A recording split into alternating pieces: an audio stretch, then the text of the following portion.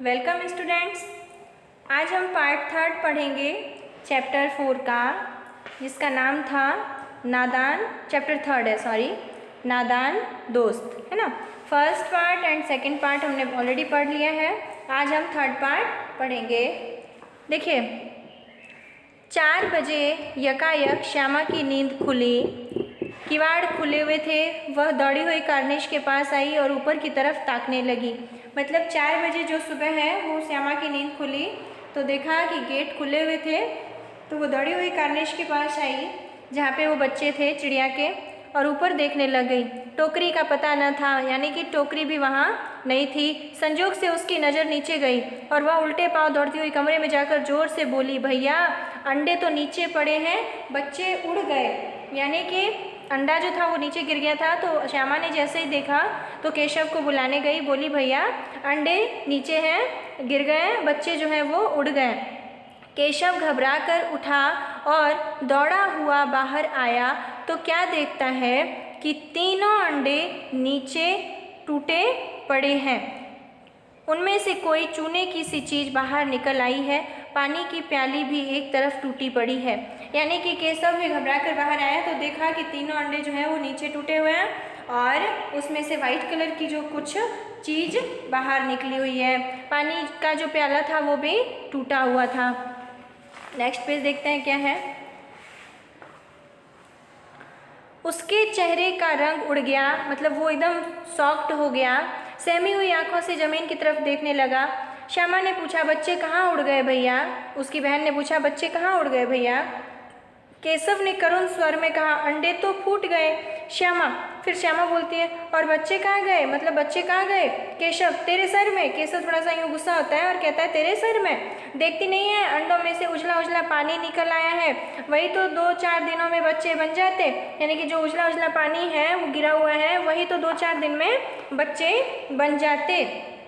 माँ ने छोटी हाथ में लिए हुए पूछा, तुम दोनों धूप में वहाँ क्या कर रहे हो? यानी कि उसके हाथ में कपड़े धोने वाली छोटी थी, उससे पूछा कि तुम दोनों धूप में क्या कर रहे हो? श्यामा ने कहा, अम्मा जी चिड़िया के अंडे टूटे पड़े हैं। माँ ने आकर टूटे हुए अंडों को देखा और गुस्से से बोली, तुम लोगों ने अंडों को छुआ होगा। माँ बाहर आई और देखती है तो बोलती है, तुमने अंडों को छुआ? अब तो श्यामा को भैया पर जरा भी तरस ना आया। मतलब श्यामा जो है वो भैया से बिल्कुल भी मतलब तरस नहीं खा रही थी। उसी ने शायद अंडों को इस तरह रख दिया कि वह नीचे गिर पड़े, उसे सज़ा मिलनी चाहिए। श्यामा ने ये सोचा कि भैया ने ही अंडे जो हैं ऐसे उल्टे सीधे रखे होंगे, तब जाके वो अंडा गिर गया, इसकी सज़ा भैया को मिलनी चाहिए। बोली, इन्होंने अंडों को छेड़ा था अम्मा जी। श्यामा बोली कि भैया ने अंडों को छेड़ा था। माँ ने केशव से पूछा, क्यों रे, क्यों छेड़ा था? फिर केशव भीगी बिल्ली बना खड़ा था। माँ तू वहाँ पहुँचा कैसे? माँ बोलती है, तू वहाँ पहुँचा कैसे? श्यामा बोली, चौकी पर स्टूल रखकर चढ़े अम्मा जी। यानी कि जो नहाने वाली चौकी थी उस पर स्टूल रखा और फिर चढ़े।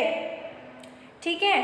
केशव बोलता, तू स्टूल थामे नहीं खड़ी थी? यानी केशव ने फिर उसकी भी शिकायत करी, बोले स्टूल तो तू भी पकड़ के बैठी थी। फिर श्यामा कहती है, तुम्ही ने तो कहा था। श्यामा बोलती है, तुम्ही ने तो कहा था कि स्टूल पकड़ो। माँ तू इतना बड़ा हुआ, तुझे अभी भी इतना भी नहीं मालूम कि छूने से चिड़िया के अंडे खराब हो जाते हैं, यानी गंदे हो जाते हैं। चिड़िया फिर उन्हें नहीं सेकती, यानी कि फिर चिड़िया उन्हें पाल पोषण नहीं करती है। श्यामा ने डरते डरते पूछा, तो क्या चिड़िया ने अंडे गिरा दिए अम्मा जी? श्यामा ने फिर डरते हुए पूछा कि तो क्या चिड़िया ने ही अंडे गिराए हैं? तो माँ बोलती है, और क्या करती? माँ कहती है, तो और क्या चिड़िया क्या करती? केशव के सिर इसका पाप पड़ेगा, यानी केशव के सिर पे जो है इसका पाप लगेगा। हाय हाय 3 जाने ले ली दुष्ट ने। उसकी माँ कहती हैं कि बदमाश ने 3 जाने ले ली। केशव रोनी सूरत बनाकर बोला, मतलब रोती हुई सूरत बना के बोला, मैंने तो सिर्फ अंडों को गद्दी पर रख दिया था अम्मा जी। यानी कि मैंने तो सिर्फ उन्हें गद्दी पर रखा था ताकि उन्हें आराम मिले। माँ को हंसी आ गई, माँ हंसने लग गई। मगर केशव को कई दिनों तक अपनी गलती पर अफसोस होता रहा। यानी केशव के मन में तो गिल्टी फील हो रहा था। अंडों की हिफाजत करने के जोग में उसने उनका सत्यानाश कर डाला। यानी कि उसके जो माइंड में था कि उसको हम हेल्प करेंगे, उसको अच्छे से रखेंगे, वो उसका ऑपोजिट यानी कि उल्टा हो गया। इसे याद कर वह कभी कभी रो पड़ता था, मतलब अभी भी कभी जब उसे याद आता था तो केशव जो है वो रोने लग जाता था कि उसने चिड़िया के बच्चों को खराब किया। दोनों चिड़िया वहाँ फिर न दिखाई दी, फिर जो है उसके बाद वो दोनों चिड़िया वहाँ पे कभी दिखाई नहीं दी। इस कहानी के लेखक थे प्रेमचंद, इसके लेखक हैं। आज पाठ ही हमारा यहाँ ख़त्म हुआ। आप इसको अच्छे से पढ़ने के और समझने का प्रयास कीजिएगा।